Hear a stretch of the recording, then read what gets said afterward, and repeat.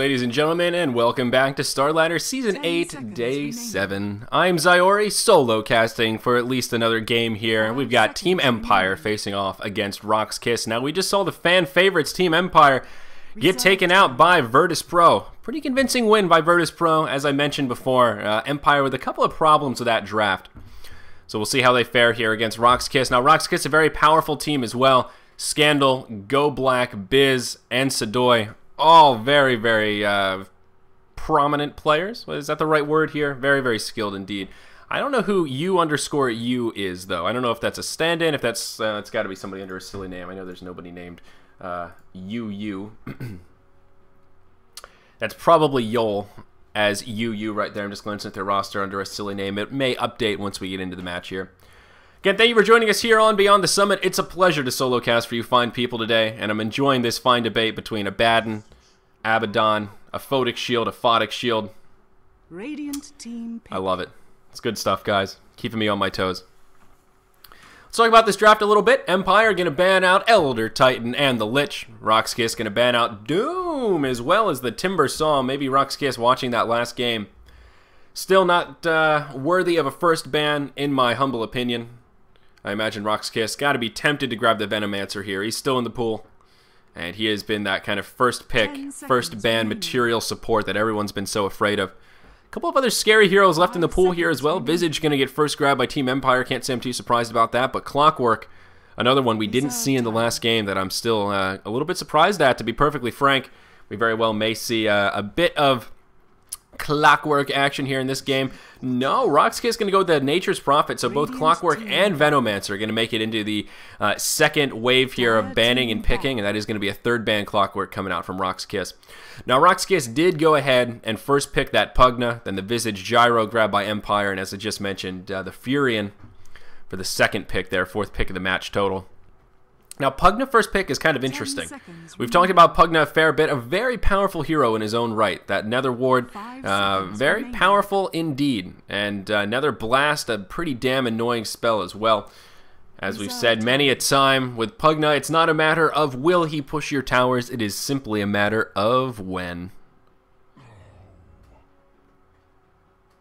And he can be hard to deal with, especially in that early game. His burst damage is scary. That little delay between the Nether Blast, throw a Decrepify, maybe a little life drain action. He can be scary. And one of the other great things about a Pugna pick is you don't know where he's going to be laned. Certainly a great mid hero that does fare very well in that 1v1 heads-up position.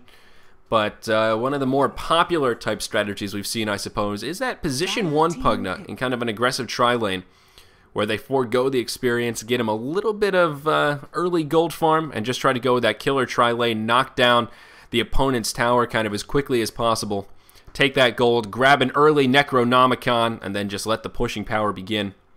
With Pugna, Nature's Prophet, I think it's safe to say RoX.KiS going to be going for a heavy push lineup here. They've got plenty of split push between those two heroes alone, and they might want to go crazy with it. They could grab like a Chen Crobulus here in these next two, and just go mass push, Necro Book, you're not going to slow us down, style of Dota. And it's scary. That mass Necro Book strat is legit, folks. It's cheesy, it's a little bit funky, but it's legit. It can do some serious damage, especially once you get a couple of Necro Book 3s.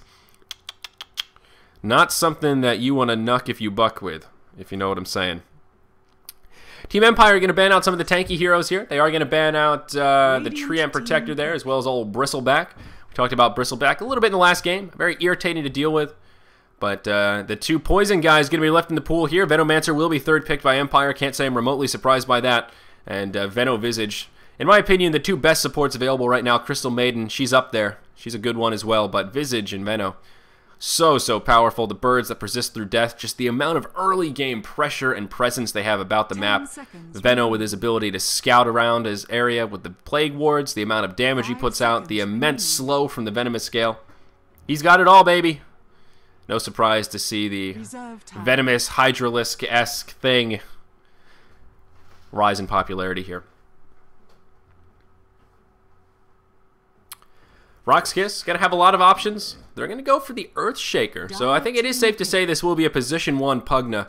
It's looking like the beginnings of an aggressive tri-lane Earthshaker Pugna and some other heavy nuker. Very well could be the Crystal Maiden. She does synergize nicely with those two heroes. That bit of mana regen is quite nice. Nyx Assassin now going to be picked up by Team Empire, which is also an interesting choice. Probably going to be a solo mid Nyx.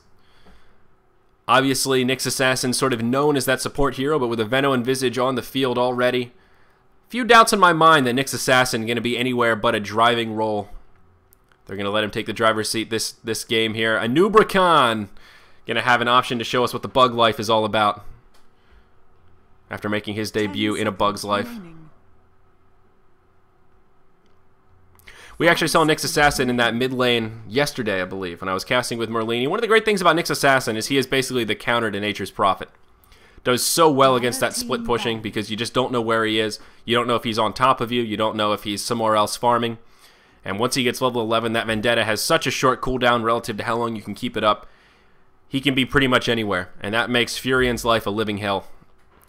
Once that Nyx Assassin gets a little bit of farm as well, if he has an okay time in the mid, gets set up with a couple of kills, maybe grabs himself a Dagon. Nature's Prophet is hard slated to solo push and feel safe about it. Unless he has visual confirmation of where that Nyx Assassin is, it's going to be rough. So we'll see that Nature's Prophet effort, well, a little bit rough. Probably going to be played by Sadoy. He does tend to be that off-lane player, and I think Nyx Assassin will indeed keep him on his toes. Now, Dragon Knight is going to be the fourth pick for RoX.KiS to go with their Earthshaker, Nature's Prophet, and Pugna. Dragon Knight, not a bad pick here. He does have some pushing power as well as some anti-push. That Breathe Fire does work well for the creep clearing.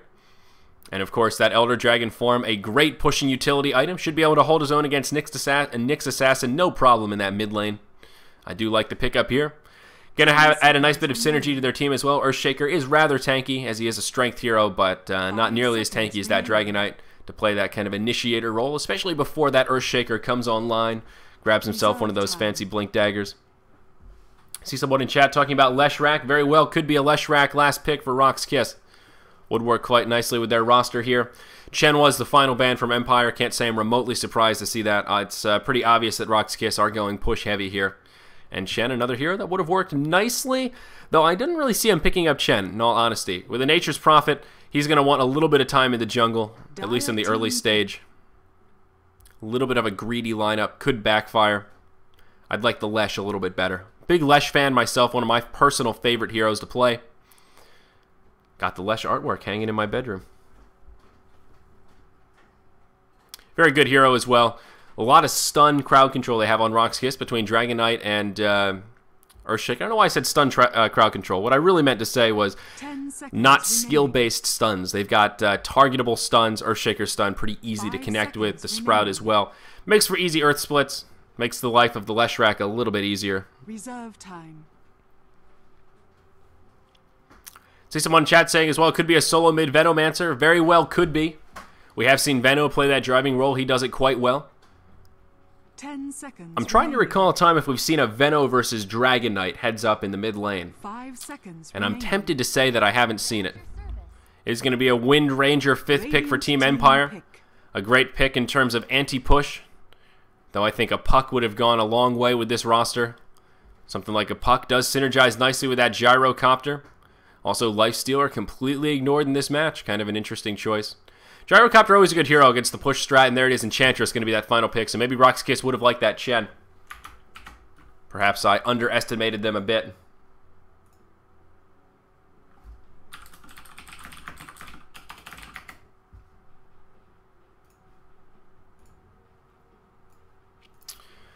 Still, a huge pushing roster here. No Crobulus, no Lesh.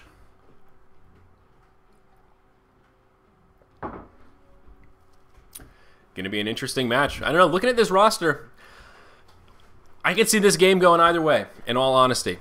The RoX.KiS lineup here is very powerful, but they've got no carry. Dragon Knight going to be kind of their lone carry, no agility carry, nothing like that. And Empire, of course, do have that Gyrocopter. So as this game goes on, especially if they grab a couple of Hands of Midas, Team Empire will no doubt take that carry advantage, but RoX.KiS definitely have a roster just to take this game in the early to mid game. The easy part is knocking down those Tier 1 towers. That comes pretty easily. The Tier 2 is a little bit more of a struggle. The key is taking out some of those Tier 3s really before the 30-minute mark.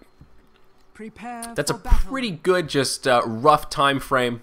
25-30 minutes. That's right around that window where you've got to do some crippling damage. Need to take an edge. Need to start to shut down those carries, because that's when you're going to start to lose that momentum. Right around that point, it just takes one bad team fight, one bad engage, and your all-in pushing strategy becomes a lot less scary than it was just moments earlier. Again, same story, different chapter. Mag going to have some lag issues here. Looks like we may have a repeat of last game in terms of him kind of connecting and disconnecting all throughout the match. Not much we can do about it. Very unfortunate on that front. But going to be one of these days where Starladder is a bit behind. This match just about to get underway, and we are about 35 minutes behind. So as I mentioned, our third match may not start in tandem, or may start in tandem here. We've got Virtus Pro versus Mouse Sports coming up as our third match of 4. And if this match goes late, they very well just make it happen at the same time. Sigma and OSG, though, no doubt we'll be covering that. Unless we move into Virtus Pro and Mouse Sports, and then that one starts early, there is potential for that as well. Hard to say, folks.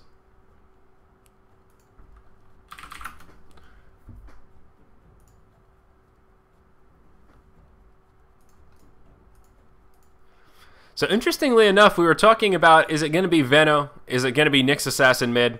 It's going to be neither. It is going to be the Wind Ranger, which is kind of strange. Maybe I should say Wind Runner. I know a lot of people have been giving me flack. You say Furion, you say Crobulus, but why do you say Wind Ranger? And honestly, folks, I don't have a good answer. It's not that well thought out. It's not that intentional. When you cast for a living, when your job is to literally talk, you just let it fly. You just let the stuff come out, whatever feels natural. As saddened as I am to see Wind Ranger doesn't make much sense according to her lore. For some reason, I don't have a problem saying it. The Wind Ranger. Wind Runner. They both flow off the tongue.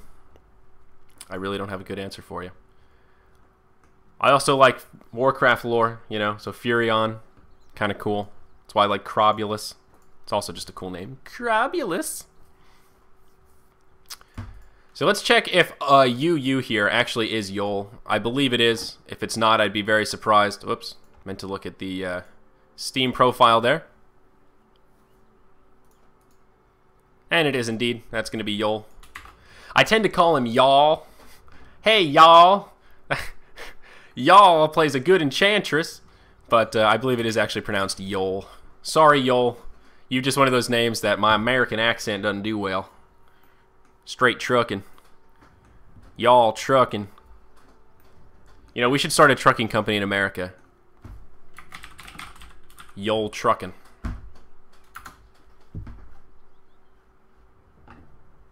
Uh-oh. Who's writing what on the mini-map here? 05 feed. So unfortunately, folks, Mag having some serious connection issues here. Hopefully he can reconnect. Like we mentioned, he was on and off all of last game. And this is not off to a good start here.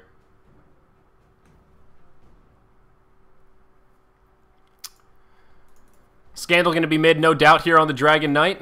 Looks like we are going to have a bit of an aggressive try. That one position Pugna going to be played by Biz here. And, well, a pseudo tri-lane. Of course, Enchantress going to be in the jungle. But look at this beautiful mini-map art.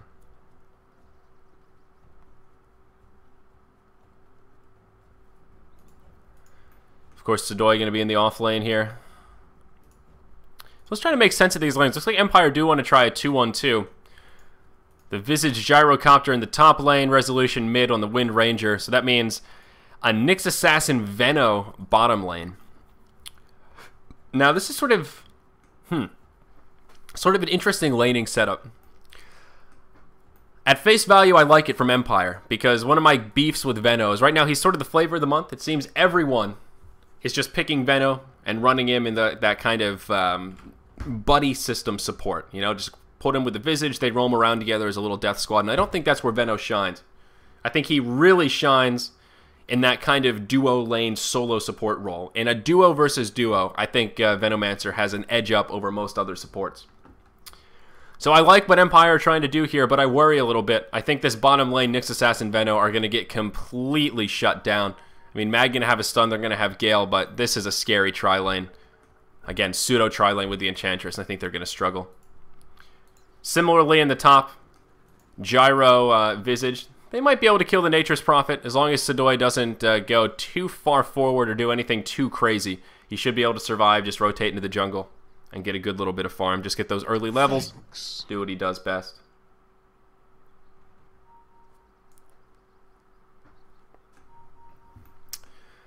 Alright, looks like we are going to resume, though. Hopefully his connection is going to stabilize a little bit here so we can get into this game.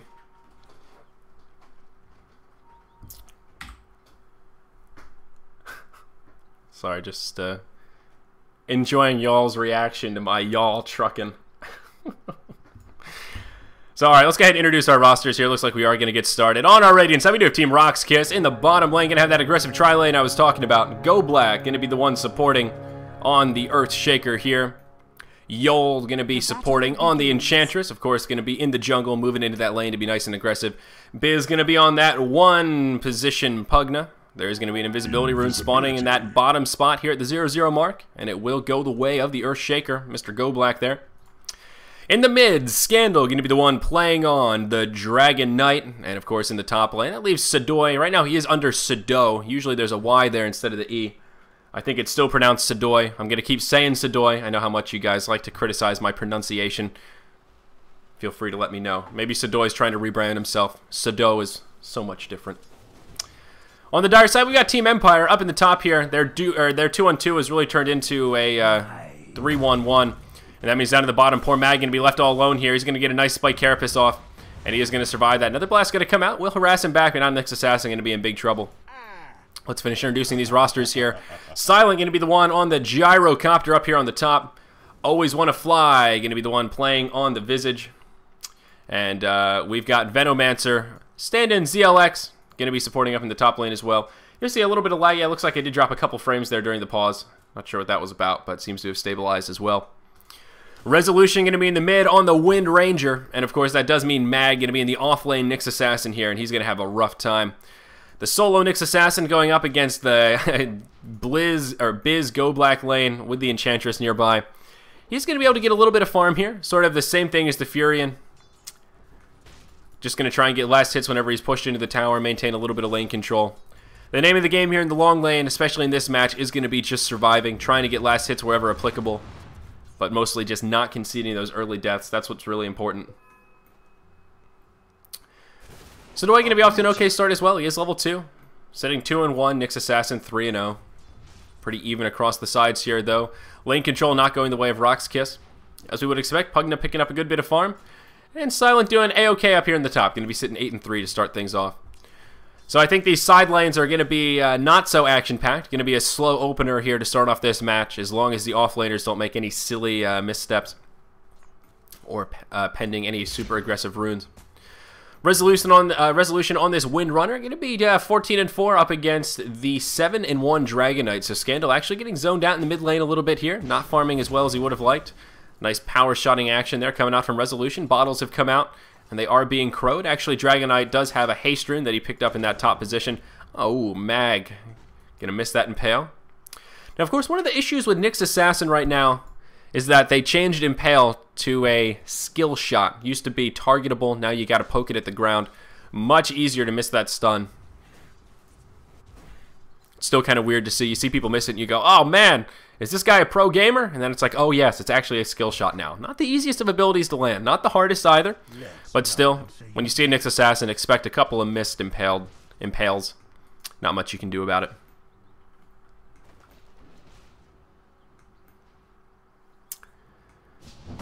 So here we go. Mag going to get initiated on once again. That's going to be a fissure. We'll get off the Spike Carapace. Nether Ward comes down. In comes the Nether Blast as well. Not going to commit to it. I don't think they would have been able to finish him off, but Nick's still getting zoned out. They do get him down to about 60 hit points or so. He's going to be forced to use the Solve. Same thing happening in the top lane. Furion going to get zoned out. He will be forced to port home. They're going to dive this tower. And it looks like Always Want to Fly actually going to pull a rotation. He's looking for the Courier. He's going to find it. It is empty, and he's not going to be able to finish it off. Courier going to get upgraded right away. 3 minutes and 40 seconds. So RoX.KiS will keep that Courier alive. Nice little play right there. And a little tip, when you upgrade the Courier, he does go back to full health. So if he's not upgraded, he doesn't die in one hit. Just upgrade him. The Courier lives. He tells the tale. Scandal may find himself in a little bit of a sticky situation, though. He does have a haste rune on for another 15 seconds or so, but Visage on the high ground, scouting it out. We take a look at the vision of our dire side. He is trying to give a little bit of vision to that Windrunner. Perhaps they can set something up. Now, one of the problems with Windrunner as well is it's all about those shackles. If you're one such player that just can't seem to connect with shackles, you're going to find yourself not having a good time. But if you're pretty skilled with those shackles and you're making them happen, That is often the difference of killing or your opponent surviving, as we've seen in many a game. Rune control here has been going the way of RoX.KiS, so even though we've had a pretty passive game thus far, runes are going their way, and that should give them a very small edge. Maybe give Dragon Knight a little bit of an edge here in the mid lane. Gold earned is going their way. A nice experience graph advantage as well, about 1,200 in favor of RoX.KiS on the Radiant side. Some of that perhaps from the long laners here. Nyx Assassin only 3-1, Furion now at least able to grab some last hits. He is going to be 11-1, so that is part of the disparity there. And also the difference of a jungler. Of course, Enchantress is a dedicated jungler, and that does open up a bit more efficiency. There's always more gold sitting in the jungle. So when you see a team that has a jungler versus a team that doesn't, you should pretty much always expect the team with a jungler to have a small golden experience advantage. A smoke here coming out from Yol. He is going to come around the backside. Only a Wildling Ripper right here. Needs to be a little bit careful. He could find himself in a bit of a bad situation. Mag trying to line up the Impale is going to catch him. Always want to fly. Going to be here on the Visage as well. Windrunner going to throw a little bit of support. And Yol going to be forced to take kind of an odd path here. Is going to use those Nature's Attendants, so those Wisp babies, going to help heal him up. And he may just be able to survive the right clicks. He is going to move down towards the tower. Nice power shot. Nuke coming out from the Visage. Oh, what a beautiful fissure. Going to buy him a little bit of time. Not going to be enough. First blood comes out. Visage is the one to grab it.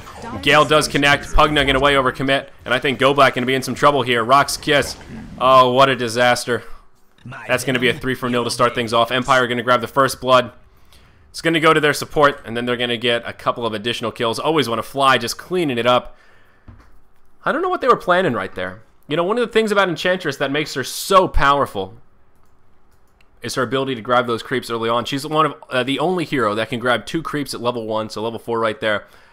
You know, you can put on a lot of pressure, but the positioning wasn't there. I mean, Nyx and Veno were all, Nyx and Visage were all the way back near the tower. So perhaps hoping for a tower dive, kind of wrap around, could come in with the Nature's Babies, and they could have a big team fight here and finish off the tower with a Nether Blast. Unfortunately, they didn't find it, though. And instead, the Enchantress just got picked off, and then it's a rough situation. That's one of those where I think you got to just cut your losses and say, hey, Enchantress, use the Attendants, head towards mid, and just try to get the hell out of there. Try not to get shackled. Because both Biz and Earthshaker were at that point where were they going to wrap around? They would have had to dive the tower and put themselves in a bad position. It was all bad. Down in the bottom lane here, you're going to see a little bit of kill exchanging. Nyx Assassin going to get finished off by Biz, but he will fall to the Visage. Now Goblack going to commit. Sadoy going to come in. He is going to throw the ultimate. Always want to fly, getting low. Goblack will have a fissure coming up in just a couple of seconds here. He should be able to finish off this kill. You may have to overcommit just a little bit. Fissure is going to be enough for that last hit. And that will at least be a 2-for-1 swing in favor of RoX.KiS. Pardon me. Nice port down from the Furion. But the point I was getting at, what were they going to do with that Wildling Ripper? You know, it's one thing if you have a Centaur, one thing if you have a Hellbear Smasher and you can Thunderclap, but what are you going to do with the Wildling Ripper? Like, whoa, you got the Toughness aura. Yeah, that's pretty scary. I mean, you get a little bit of survivability. You got the Tornado. Watch out, you know. Not sure what their plan was. But still, RoX.KiS going to find a little bit of success down here at the bottom lane. Scandal now going to use the Elder Dragon form. Is going to rotate his way in. They are going to continue and use their pushing prowess here. As the tier 2 in the bottom lane is going to fall. Shackle going to connect on Scandal. He's going to be forced to retreat. The nukes come in from Visage. That'll be enough for a kill. Nyx Assassin going to be the one to finish him off. The Nether Blast going to come. Life Drain on Mag. He's just going to walk away. Empire are going to secure the deny here. Biz in big trouble. Is going to be able to use the wand charges here. Going to buy him a little bit of time, but RoX.KiS just in full retreat mode. They did lose their Dragon Knight, and that is their sign to get the hell out of there. Power shot coming. Ooh, almost going to connect. But alas, Pugna does survive. So the tier 2 tower is going to get denied right here. A nice little play from Empire to secure the deny, but still losing a tier 2 tower before the 10-minute mark. Not really ideal. One of the other things about towers, aside from gold, is they do serve as access points for those early buybacks. If you have those tier 1 towers up, and even the tier 2s, you can buy back, port to the tower, get into the mix. The mid lane, really those central access points. So still a victory for RoX.KiS nonetheless. Now one of the issues though that did open up a little bit of room for that Gyrocopter to farm. He is leading the Worth right now. And as we've already talked about, Empire will have a pretty significant carry advantage in this match. If things continue on in a fairly slow manner, though they have started to put that pushing power forward, and I do like that. Silent is going to go for the Hand of Midas here, nice and early on the Gyrocopter. Did decide to go Phase Boots first, but is going to grab a Midas nonetheless. I think totally warranted here. Again, in any kind of game where you need that carry advantage and you can take it in the late game when your opponents are on a timer, grab that Midas. It's popular right now. You're probably going to have room to use it. I think very warranted here. But look at this, RoX.KiS, they're not messing around either. They want to grab some Midas of their own. They want to have a little bit of late game presence just in case this pushing strategy doesn't work for them. Or maybe they just want to get their Necronomicons a little bit faster. Going to be a hand of Midas in the inventory of the Nature's Prophet. Definitely warranted, with the Nature's Prophet getting that slow start in the off lane. Really a standard item on him, even before 6.79. Can't say I'm surprised in the slightest. Enchantress 1, I wouldn't have thought would go for a Midas here. Actually did go for a fastest Midas possible. Does have Midas first and nothing else, just a couple of tangos, one of them that was pooled. But still, Yol going to be able to make some recovery farm if things start to go south. I think it's safe to say Midas never really a bad choice here. It can definitely backfire with these heavy Midas strategies, where you give the other team a big window of opportunity, where you have these huge economic investments, but you just have nothing to show for it, and that can open up a window of opportunity for the opposition. But I think they're warranted here, and they only have 2, so they're not quite at that position quite yet. Gyro still farming away at the top lane. Furion going to contest. Slightly better positioning here for RoX.KiS. They are going to be able to finish off that tower in the mid lane as Pugna goes in with a Nether Blast. And I like that Furion is the one trying to contest the farm of Silent up here. Not going to let him push this tower for free. Going to try and deny a little bit of farm. But also the great thing is that Furion can port in at any time. And the Gyrocopter doesn't have that luxury. Pugna not going to go for that super fast Necronomicon, as Pugnas tend to do. He is going to go for a fast mech. Definitely a great choice, though. RoX.KiS obviously going to be team fighting in the early to mid game. And you need a mech if you want to do that, especially if you can have a mech versus no mech.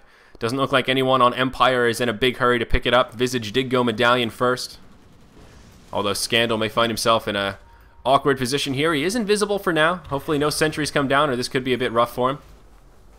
Still going to have a little bit of time on that invisibility, but nope, just going to try and finish off the familiars. Not going to find it. Looking for that free bout of gold right there, but unfortunately just not going to have enough damage to finish him before Stone Form goes. So I do like this mech pickup from the old Pugna there. Looks like Wind Ranger may be the one to go for it with that Ring of Regen. Could be a mech, or could be the beginnings of a Force Staff. Both kind of core items on Windrunner. I'm tempted to say it is going to be a Force Staff, just based on Resolution's playstyle. It is really a core item there on the Wind Ranger. Windrunner, pardon me, don't crucify me, it is the Windrunner. Nice cooldowns coming out. In the top lane here is going to repel the forces of RoX.KiS a little bit, but again, they do have that mech. Now, one of the great things about Pugna is that Nether Ward. If you're in some sort of a situation where you're pressuring a tower, slow sieging like this, if you can take a team fight and get that Nether Ward down, and the other team don't have the opportunity to focus, can really turn a fight. That Nether Ward does a lot of damage. It adds up pretty quickly. Really incentivized to try and focus it down. RoX.KiS just continuing to slow siege, and there you go. That's the power of the Pugna. How do you stop that? Empire right there, either forced to watch their last remaining Tier 1 tower fall, or try and initiate into what could be another ward, straight into what could be another blast combo as well. Hard to initiate into a Pugna like that, and you know he's going to be pressuring that tower hard. Yol could be in a little bit of trouble here, but oh, Pugna just going to obliterate the Visage. And that's what I'm talking about. That's the sort of burst damage that can come out of the Pugna when you've got Decrepify. Huge spell reduction. And that Visage is just going to get melted. Pugna going to take over number 1 on the net worth chart now. Also great because that did end a spree. A little bit of bonus gold going to go his way. Oh my, pardon me, folks. Sorry about that. Did miss a kill down in the bottom lane. Mag and Resolution going to be able to team up on old Sadoy there. And he is going to fall. Again, my apologies, but it does look like a pretty straightforward kill. Nyx Assassin with Vendetta on cooldown. I did mention that picking phase. Nyx Assassin, basically the counter to Furion. And kind of, well, would have been showing us, trying to show us right there. Unfortunately, old Zyori was a little slow on that one. My apologies. Empire with the right idea, though. They are going to try and do a bit of split pushing. Resolution pressuring this bottom Tier 1 tower. He is going to go ahead and pick up the Force Staff. Not going to be the mech. Get a couple of cool points there for guessing properly, I suppose. But this bottom Tier 1 will survive. Scandal going to come down. Some rotations in the jungle, and uh-oh. Resolution and Mag could find themselves pinched right here. Mag without the Vendetta up for another 10 seconds. I'm a little bit surprised to see RoX.KiS handling that so strangely. They know that there's at least one in the mid. They know that Gyro's up top. There's only one wild card. They don't know where the Veno is, but still. I think that could have been a pretty easy engage. This Pugna does a lot of damage. Fissure, Echo Slam was up. They could have had Scandal rotate. I think those could have been a couple of free kills right there. Especially with Vendetta on cooldown. They know they used it on Furion. RoX.KiS. Did I just say RoX.KiS? My apologies. RoX.KiS playing that a bit more cautiously than they needed to, in my opinion. But, you know, sometimes playing safe is the better call. Hard to say how it would have turned out. They may not have been able to secure those kills. Could have wasted those cooldowns. I range like the wind. It is true. Doesn't make any sense. When you have an ability named after your hero, I feel like there should be some sort of copyright protection about that, you know? Like, if they wanted to change Doom's name, would they have to change his ultimate? Hi, I'm Wind Ranger. My number 3 ability is Wind Run. I do run like the wind, but I'm a ranger. Maybe the Wind Runner one doesn't bug me because I feel like she actually is a ranger, you know? She's like a, I don't know, she's like Aragorn, you know? She's a ranger, so it still sort of fits. It ruins it, but it's ish, sort of fits ish. So here we go, the slow siege continuing from RoX.KiS though. They're going to group up and pressure this tier 2 tower in the mid lane. Resolution is going to have a double damage rune. That's going to make things a little more difficult. The Shackle's going to fly, won't latch. Just going to slow down Scandal a little bit. And look at this, RoX.KiS on the defensive here. That's not the way you want to try to fight against Aveno. Mag going to get obliterated. He's going to survive with a few hit points to spare. The call down going to do a good bit of damage here, and that'll be the end of Scandal. Nyx Assassin will fall. That's going to make it a 1-for-1. Nyx buys back right away. Visage going to be able to pick up a kill onto the Earthshaker. There's the Poison Nova as well. Biz and Yol in big trouble. That Flat Cannon doing a hell of a lot of damage here, and I think Yol is going to be slated to die. Poison staying? No. There's going to be a friendly urn. Oh, that's going to be enough. Down he goes to the poison. Scandal. Scandal bought back here. Oh, no. That is bad news, Bears. Anytime you die, buy back, and die again. Some people call that a die back. It's about as bad as it gets, especially for a mid-hero. Oh, man. Bad news bears here for Empire, guys. Things starting to look a little bit grim. Nyx Assassin did burn a buyback as well, but that one was worth it. A huge exchange. 11-5 here at the 16-minute mark. RoX.KiS had picked up a huge bit of momentum from all those towers, but now Empire are going to take a successful team fight, going to get their first tower kill of the match. They will make it 4-1 in tower count. The experience lead so in favor of the Dire here, about 3,500. That small gold lead is just because of that huge tower lead that RoX.KiS have. And this is where that gamble starts to come in, folks. We talked about this RoX.KiS roster. They have a huge early game advantage. There's almost no way to stop Pugna from knocking down those tier 1 towers. The tier 2s, usually a little bit difficult to defend. But past that, things start to get a little bit difficult here. And RoX.KiS quickly losing momentum. This is making me a bit nervous. See, part of the issue in that team fight, RoX.KiS, I think they just needed to commit. They needed to make something happen. Instead, they slowly backed up. They got poked. They backed up. They got poked. They back up. To borrow a term from League of Legends, poke is so appropriate here. With Empire, anytime you have a Windrunner, that long-range poke, you're never going to win the duration in that fight. A Venomancer, the slow poison from wards and sting, it adds up over time, folks. The familiars as well. The call down from Gyrocopter. Once you're getting all those little bits of damage and then you don't take the engage, you back up and then try and re-engage once you're already in yellow health. Makes that team fight that much more difficult, and that's pretty much what RoX.KiS did right there. Radiant's bottom tower is Needed to be a bit more aggressive, I think. Might have worked a little bit better for him. Dire's top tower is under Now the ward's still alive. They are going to take a more aggressive initiation here. The Fury and ult going to bounce in. Gale going to come. I think Go Black going to be in big trouble. Mech is going to keep him alive for now. A lot of healing coming out as he does suck up those wand charges. This is a 5v4 in the mid, though. Gyrocopter's not with him. He's busy pushing in the bottom, so this is a split push for Empire, and so far they're doing a hell of a job holding this off. They held off the 5v4, were able to grab a tower. Now he's going to be able to port back, and Gyrocopter are going to be in the mix. Pugna will finish off that tier 2. The slow siege, again, impossible to stop unless you take a full-on engage. And really not what RoX.KiS were looking for right there. That opened up a huge window of farming for Gyrocopter, now number 1 on the net worth chart by an even larger margin. Trading towers is absolutely favorable for Empire right now. They'll trade a tier 2 for a tier 1 any day against a roster like this. And we see that gold graph now just about zeroed out. That is a bad sign for RoX.KiS. Who's going to carry? I mean, Dragon Knight is really their lone carry, and look at his farm. It's not so great here. He's almost doubled by the Gyrocopter, doesn't have a Midas for recovery. He's got just a single Ogre Club, almost that Mithril Hammer, no doubt working towards a BKB, but here almost 20 minutes in, still going to be a ways off the mark here for that BKB timing. Nature's Prophet as well. He went that hand of Midas. Went for a Force Staff first. Not a bad choice on the Furion. We do see it from time to time. Sometimes you need that mobility item, especially against a Venomancer. He needs something to escape the poison when he's so desperately slowed, but it's always unfortunate when you see a Furion forced to go Force Staff first because it just cuts into so much damage that he could be doing. If you're able to go something aggressive, an Orchid, a Sheepstick, a Shadow Blade, At least your auto attacks hurt a little bit more. And here with the Force Staff, yeah, you can survive, but you hit like you've got a boxing glove on. And it's just not as powerful. Looks like he is going to be working towards that Necronomicon. Indeed he is. It's going to be delivered via the courier. So the push coming in here. Same with Pugna. This is part of the issue. Not going to be going a Necronomicon. I think that is kind of a core item for this strategy to work. You need those Necro books really first. You want those as your first big core item. I don't have a problem with the mech. It did help that last team fight, but now Pugna going to be moving into an Ag Scepter. Working on my pronunciation there as well. I like to call it Ognim Scepter. I think it sounds a little bit pretentious, but I still like it. Ognims. He's going to pick up his Ognim Scepter, but I think it is Ags. Ag Scepter. Trying to get used to working that into the old vocabulary. Ags isn't bad on Pugna.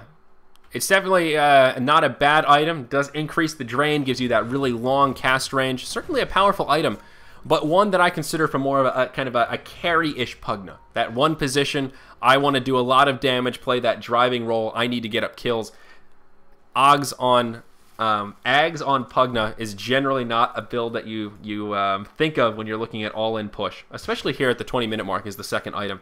It's going to give him some stats, going to give him some sustainability, but I think that Necronomicon would have been so much more important. If you can get those level 3 Necronomicons, if you can get 3 level 3 Necronomicons by that 25-minute mark, that makes the defending of the opposite team so difficult, and especially against a Gyrocopter, right? Because let's think about Flak Cannon. He turns it on, he's doing mad AoE everywhere. If you have 3 Necronomicons out, those creeps that explode and do damage will just destroy the Gyrocopter. And I mean literally destroy, to the point that he won't be able to use Flak Cannon while Necronomicons are on the field. And that's where things start to get a little more difficult, and RoX.KiS didn't do that. They picked this sort of all-in, I want to push and knock down towers kind of pushing strategy. Maybe not all-in, but essentially it is. All 5 pushing heroes. I think if you're going to do that, you need to commit to it. You either do it or you don't. You go all in. You go hard or you go soft. There's none of this kind of pussyfooting around. We're going to push, and then we're going to transition into mid-game. There is no transition. You push, you win by mid-game, or you lose the Gyrocopter. Those are your options here. And I think, I see someone in chat, I don't think the RoX.KiS draft is bad. I think it's an okay draft if that's the strategy you want to go for. If you want to do that all-in push strat and get 3 level 3 Necro books by that mid-game, this is a good comp to do it with. I don't have a problem with the heroes at face value, but I do take slight issue with the way they're trying to execute here. And now they're going to be stuck in this, okay, we had a pretty good mid-game, or a pretty good early game, we knocked down some towers, now our gold lead is gone, and we need to farm to recover. If you're ever saying that to yourself when you have kind of an all-in, no agility carry, pushing type lineup, you know you're in trouble. Because even though they have 2 Midas versus the 1 a Gyrocopter, they're still not going to be able to outcarry him. He's number 1 on the net worth chart, he's slowly but surely becoming more and more scary. And one of those Midas, in the inventory of the Enchantress, and that's not quite as scary. Scandal, though, looks like he's going to fall here. That call down is going to connect. He is going to get decrepified. And a mech going to be used. Biz going to step a bit far forward here. Gyrocopter will fall. Luckily, he does have the Aegis going to pop right back up. Nyx Assassin going to fall as well, but Silent going to be in big trouble. He's going to go down. So look at that. Thought that was going to be an easy kill for Empire, but Scandal does survive. Pugna gets there in the nick of time.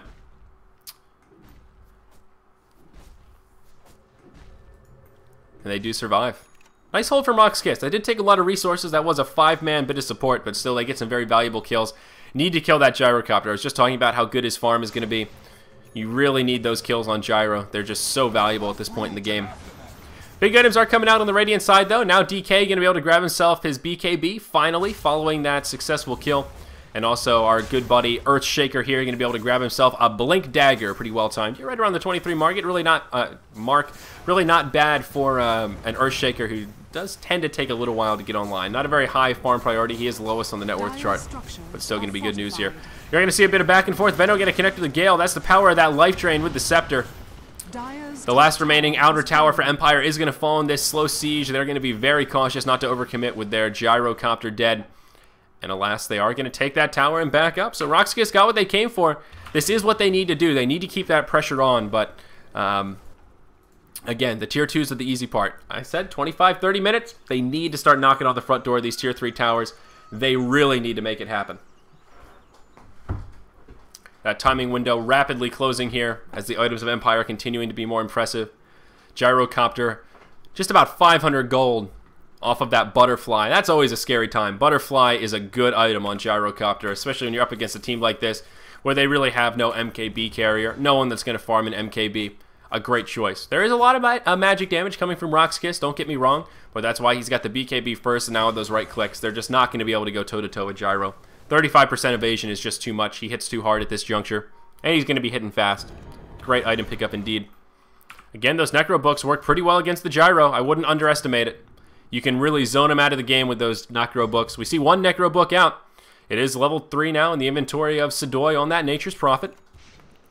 2 Scepters as well. Now 1 on the Enchantress. Again, a great item on Enchantress. Don't get me wrong. It is core for that impetus, but it is not core for a pushing strategy. I don't know that RoX.KiS are going to be able to make this transition. Yes, Enchantress is doing a bit more damage, but all that gold could have gone to a Necro Book. Just saying. So we are going to see a smoke come up from RoX.KiS here. Going to try and get a little bit aggressive. Unfortunately for them, not going to find what they're looking for, though. Everyone on Empire actually smoked up in the Radiant jungle as well, so both teams are sort of the same notion. They want to get aggressive here. They want to make something happen. And going to kind of thwart each other's efforts here. And both of them going to reveal and just start pushing these side lane. Empire finally at that point, though, where they can start to pressure these towers. And wow, Nyx Assassin going to be able to grab a solo kill onto Sadoy. The rest of the team going to show up there. Sorry, I was tunnel visioning a little bit as I was following that. Nature's Prophet going to get caught in the trees. Not much you could do right there. That is one great thing about this Empire draft as well. One of the reasons you just don't want to grab that Fury in first pick. Just throw out the Nyx Assassin. Really limits what he can do around the field. On the side of the Dire, the big items are indeed starting to come out. Visage now has himself an Ag Scepter. That's good news. Windrunner, though, the big one. Going to grab himself a Sheep Stick to go with the Force Staff. Mech now down on the Venomancer. And, of course, that Butterfly, as we mentioned, on the Gyrocopter. It's going to be bad news bears. Got another slow game on our hands here, folks. Only 19 kills across 26 minutes. Hasn't been a bad one. Still nervous for RoX.KiS, though. They need to keep the aggression on. They've got the right idea. That Smoke Gank or Smoke Attempt. What they need to do, but unfortunately not going to find success. I think they should not be discouraged by those efforts. Need to keep it up. And work together. They just can't have this solo push from Sadoy. I see that they want to do this Rat Dota style, but it just doesn't work. Sadoy does have some luxury here. He's got the Necro Book, does have Reveal thanks to the Necronomicon Warrior, the big one. Gyrocopter going to come in, going to get a little gold pick-me-up there. That's the one that does the big damage. Uh-oh, Yol going to get caught here. Oh, this is so bad for RoX.KiS. The exact opposite of what they need. Things could not be going better for Empire right now. Empire are wary to try and get hyper-aggressive. They don't want to push too hard.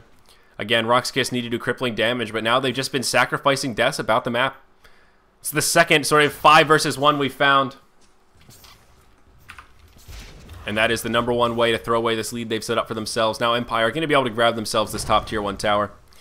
Can't say I'm too surprised, though, at this juncture. Really, all the tier 1s should go down. RoX.KiS not going to even try and defend. They will, however, make a stand at this tier 2 should Empire try and go this way. They are going to use the glyph, so it looks like they will make a stand. An interesting choice, but here we go. Empire going to hop forward. And oh no, Earthshaker going to fall before the fight even starts, as will the Pugna. And this is starting to look really grim. Scandal going to come in. He is going to BKB. Elder Dragon form. Just going to try to head for the hills, but it's not going to work. Very poorly executed by RoX.KiS right there. Empire just had the easy engage. Windrunner going to hop forward. They might not have realized that Sheep Stick was prevalent, but not going to be what they want. Nature's Prophet is going to be pushing this long lane. Has yet to take out a tower. That tier 2 did go down in the first couple minutes of the match. And the ports are coming back, and I think Furion's going to be hard-pressed to do any kind of crippling damage here.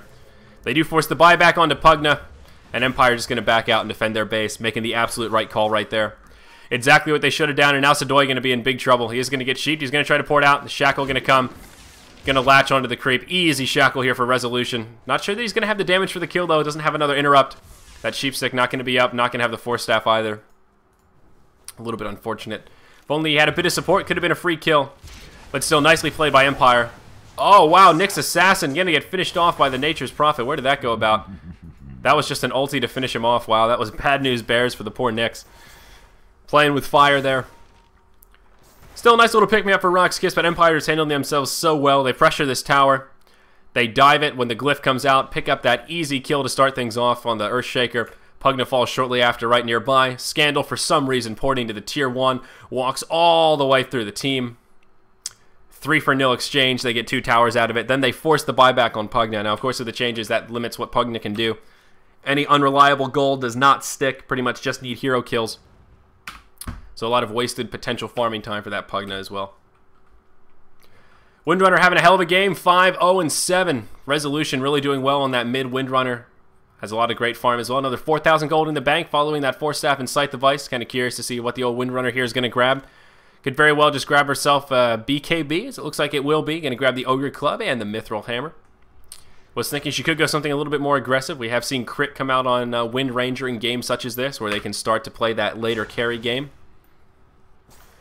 We do see Empire now leading by about 3,000 gold, somewhere about 10,000 experience, and this is that time where RoX.KiS are really going to start to struggle. I think they've maybe got one good team fight left in them, and that's about it. I don't think they can stand much more past that. A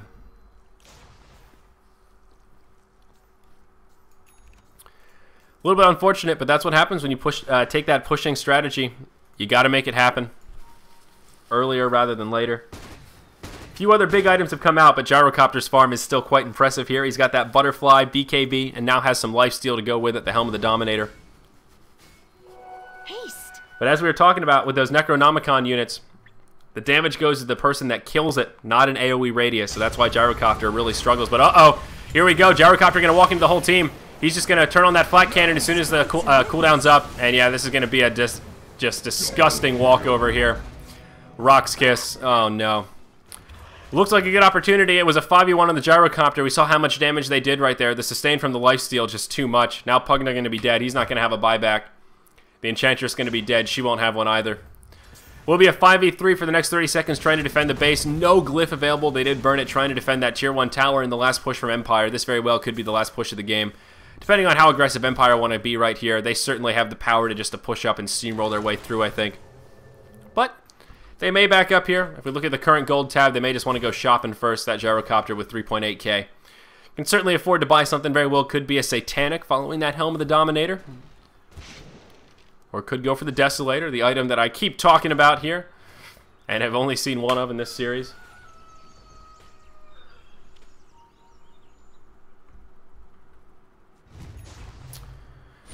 So again, I see a few new faces joining us in chat there. I am Zyori, solo casting for now. Have been casting a little bit with LD, mostly been casting with Merlini. Merlini is off today, so I am slated to solo cast. Who knows, may bring in a co-caster. Hippie is out of commission today as well. Honestly, don't mind. Like I said, trying out kind of a new casting style. My old solo style of casting was quantity over quality. Talk fast, loud, hard. Some people like it, but I like this cool, calm, collected style a bit better. Feeling pretty good, trying to get some practice in. Trying to take heed to the advice that I've gotten from the BTS guys who have been so great to work with. Always open to constructive criticism. Big items coming out here for Empire, though. They are going to take the second Roche here at the 33-minute mark. Aegis of the Immortal going to be in the inventory of the Gyrocopter. He did grab the Satanic, as I was just talking about, so now going to have even more sustainability. This super stacked Visage just going to right-click a Pipe of Insight to go with that Ag Scepter. It's just getting worse. I said RoX.KiS can make maybe one last stand, last fight. At this point, I think this may actually be their one last stand. Nyx Assassin now has Blink and Force Staff. Force Staff going to be on the Veno as well, following that mech. They've got everything they need. They're going to take out this mid-tier 2 tower. There is a glyph up for the Radiant side, though, but uh-oh, Biz going to get sheeped.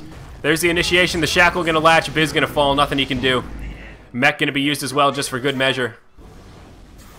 Silent is going to be the one to grab that last hit again. Pugna not going to have that buyback. Going to be down for another 50 seconds. Doesn't have enough gold anyhow. Glyph is going to become available here, so Empire still going to be in good shape. And have a 5v4 for 60 seconds. I think they're going to be just fine, but whoa, a big Echo Slam going to come. Silent going to fall. Resolution going to take a good bit of damage. The Aegis going to bring him back up. Resolution now going to fall. That's going to be a 700 gold bounty. I think Silent can afford to pop that BKB and man up right here. Still has all of his cooldowns available. Always want to fly. Takes a lot of damage, but still going to be able to survive. A beautiful Echo Slam. It will cost the Earthshaker his life. The glyph was used right when he initiated. Radiant's Really a middle noble barracks effort from are under RoX.KiS, but at attack. this point, I think just too little too late. Unfortunately, the Windrunner, the only one dead. She's not the most valuable target. And Silent, the one just terrassing around Manhattan. Radiant's middle barracks Got himself a has fallen. BKB. Satanic still off cooldown. Didn't even need to pop him to finish off that lane of racks. But now Nature's Prophet is going to grab himself an MKB to go with that Necronomicon. He is starting to transition into the hard carry a little bit. Still, again, feeling like it's too little too late.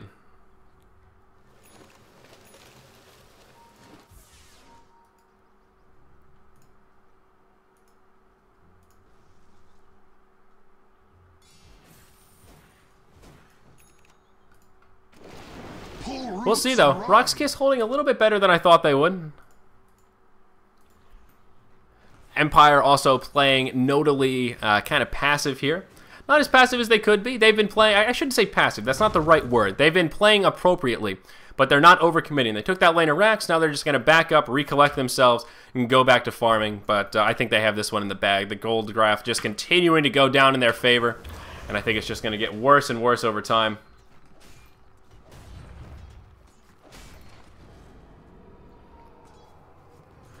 Gyrocopter with a rapier could be an option. He does have plenty of gold for it. I don't think it's needed here. Definitely not worth the risk for Empire. Rapier on Gyro, generally that item you want to grab when you're so far behind that you need that wild card, you need that Hail Mary. And Empire definitely not on that front. Oh, we will see Sidoi fall. It is going to cost him the Nyx Assassin, though. Nyx going to buy back right away, and we see Resolution trying to make the great escape here. Buybacks coming out from both heroes that died, the Nyx Assassin as well as the Nature's Prophet. But uh-oh, Sidoi, he is going to get shackled. Now Resolution going to fall. Empire starting to get a little bit sloppy here. Need to be a little careful. RoX.KiS not completely out of it. If Empire do throw a big team fight without buybacks available, RoX.KiS will have... they will have some potential here to hold some sort of a defense. Uh-oh, Yol going to get caught. Those Force Staffs coming in handy. Now Enchantress, going to be able to survive for now. Poison Nova going to come out, going to connect with a couple, but not much. That Veil of Discord now in the inventory of the Venomancer. Going to help out a little bit, but wow, Silent going to get dropped. That Ag Scepter on the Pugna actually helping out quite a bit. RoX.KiS holding much better than I thought they'd be able to here. Though I think it's honestly more of a testament to how sloppily Empire are starting to engage rather than what RoX.KiS are doing.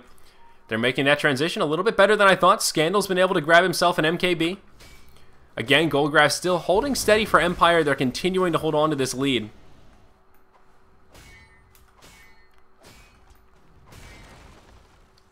Still going to be a little bit rough. That Veil of Discord on Venomancer really going to be difficult for him to deal with. Pipe can be picked up, and that mitigates basically all of the additional damage you get from Veil of Discord, but they're pretty far away from it. And Veno going to be level 16 soon. That level 3 Poison Nova with a Veil. He doesn't have the Ag Scepter, but still hits quite hard.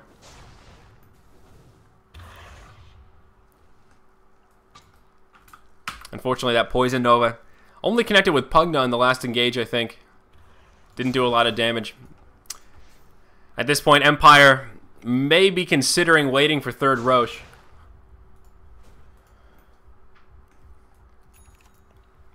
Very slow and steady games today, guys.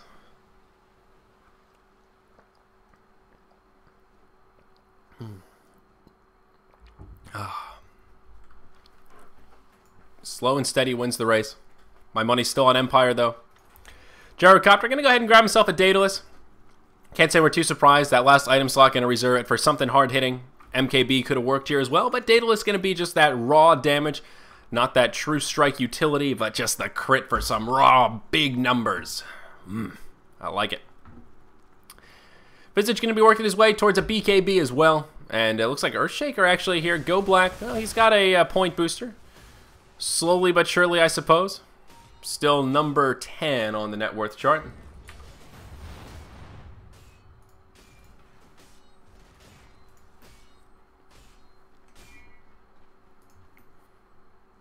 Still a little surprised at the passivity cooldowns. Looks like pretty much everything should be up for Empire. They are going to group up, and it looks like they do want to pressure this bottom tier 2 tower, the last remaining outer tower of the match. Of course, Empire still have a pretty big edge here. We can't forget that they did take out the mid lane of Rax. So they can afford a little bit of sloppy play here. Again, they're holding on to that farming lead that they had. The RoX.KiS definitely hanging in there a lot better than I was giving them credit for. Starting to get the vibe that Empire are indeed waiting for the next Roshan. Won't be popping up for another minute and a half, 2 minutes or so. Gotta wait for that initial timer to tick down, and then we'll see what the RNG timer is going to be. But I think that's what Empire is going to go for. Radiant's bottom tower is under attack. Creep's going to push in. Kind of surprising this tier 2 has been able to survive, but the ward coverage is just not there. If we look at the Dire side, they've got nothing on the map right now. Where are all the wards? It's kind of weird. Were they countered? Is there a gem? No, no gem.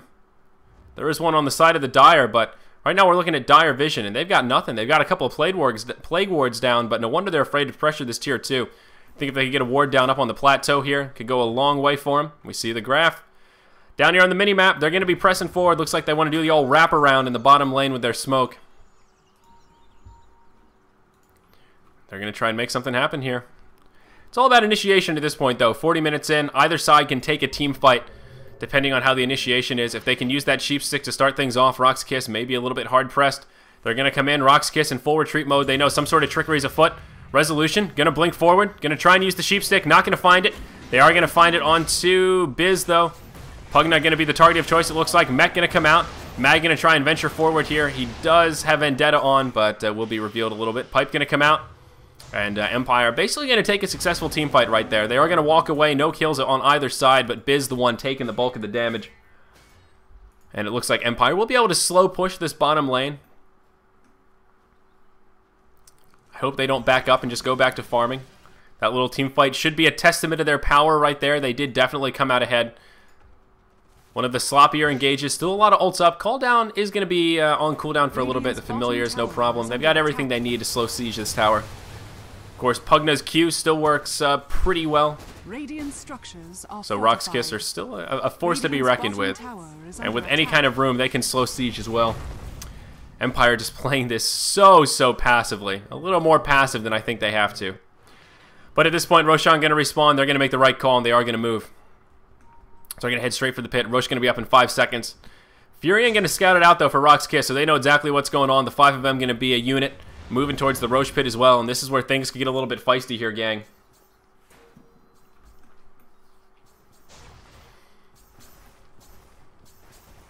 It's hard to say who's going to go for it.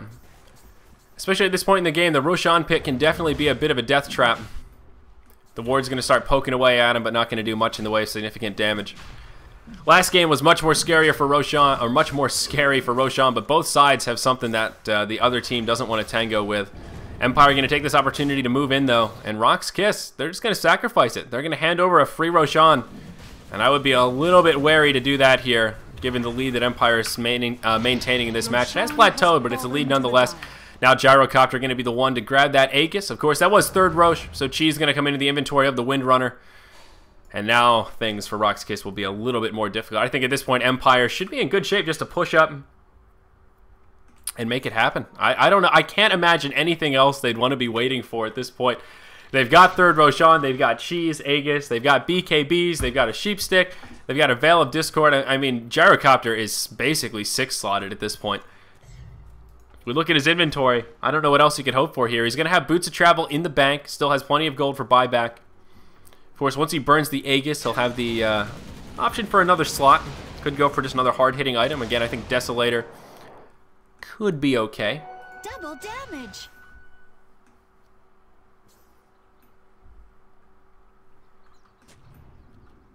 Haven't seen a kill in quite some while, though. 35 kills in 45 minutes here. Again, guys, this is only game 2. We got Empire versus RoX.KiS right now. We've got 2 more games coming up today here for Starladder Season 8, Day 7.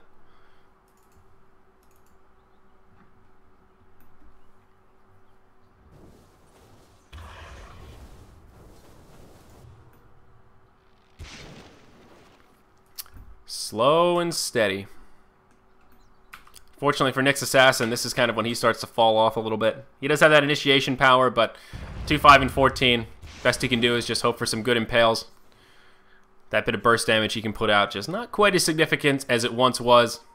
And here we go. Now Empire going to press forward. They're going to be a 5-man unit down here in the bottom lane. Again, they have taken mid already, so that lane will start to push in, which will work nicely for them. They've got the creep wave, and that last remaining outer tower is going to fall. That will level things out. Actually going to give Empire... No, actually going to be dead even. They did lose their tier 3 up in the top. So one tier 3 down apiece. All the outer towers down now. And this is what Empire has been waiting for. Who's going to get that good initiation, though? That's going to be the real question. Glyph not available for RoX.KiS. This could actually be bad news bears right here. As Empire do hop in.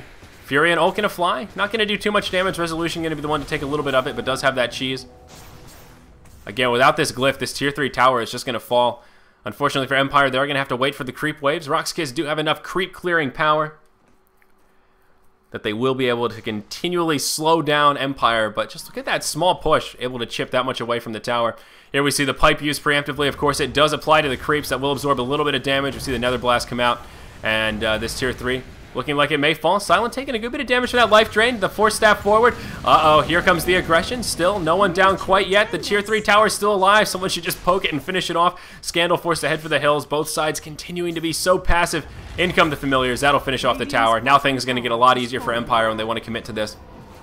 Very back and forth. But Resolution going to hop forward. Shackle not going to latch, but we'll get a Sheep Stick off on Go Black. Poison Nova going to come out, going to do a good bit of damage. Earthshaker going to fall. Scandal going to go down as well. It's a 2-for-1 as the Nyx Assassin did die. Furion gets taken out. Instant buyback. And RoX.KiS just going to get scraped up here. Down goes the Pugna. Enchantress just a few seconds from death. Down she goes. Pugna going to buy back as well. But it's looking like Empire are going to be able to take this fight. That was the last buyback they had. And it is going to be a 4v2 down here in the bottom lane. Mid lane is pushing in. Bottom lane is now raxed effectively. And Empire, they can even hang around. They can start chipping away at these structures, start poking the tier 4s. Might be able to kill the Furion. Still the Aegis of the Immortal on the Gyrocopter. God, and he's just got so much sustain as well. He's going to clear up these creeps. He's going to be back at full health. Absolutely no reason for Empire to back up here. They got plenty of time.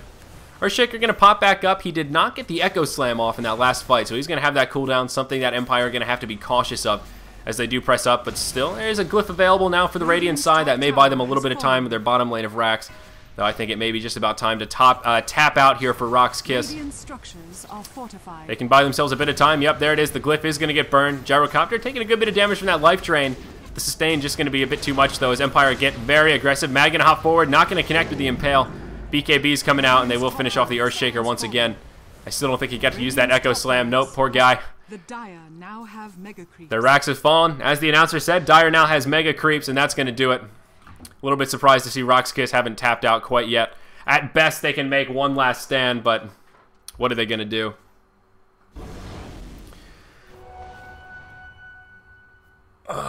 I can appreciate hanging in there till the bitter end, but unfortunately, I think the bitter end is here. There it is. GG, well played. Well timed as well. No reason to make Empire push in. You're not going to defend the mega creeps anyhow. You'll be hard-pressed to do it. So another good game. 2 long ones so far, but Empire will come out ahead, so they will take at least one victory today. They are going to go 1-1, and we'll take a convincing win over RoX.KiS. Again, RoX.KiS with not a bad lineup. They just needed to be more aggressive with that pushing in the mid-game, and I think they would have been better off. But alas, that was game 2 of 4 here for Starladder Season 8, Day 7 on Beyond the Summit. I am Zyori solo casting it up today. Thank you for joining us, guys. It's been a pleasure thus far. 2 more matches of Dota coming your way. Don't nobody go nowhere, because we're coming right back after this.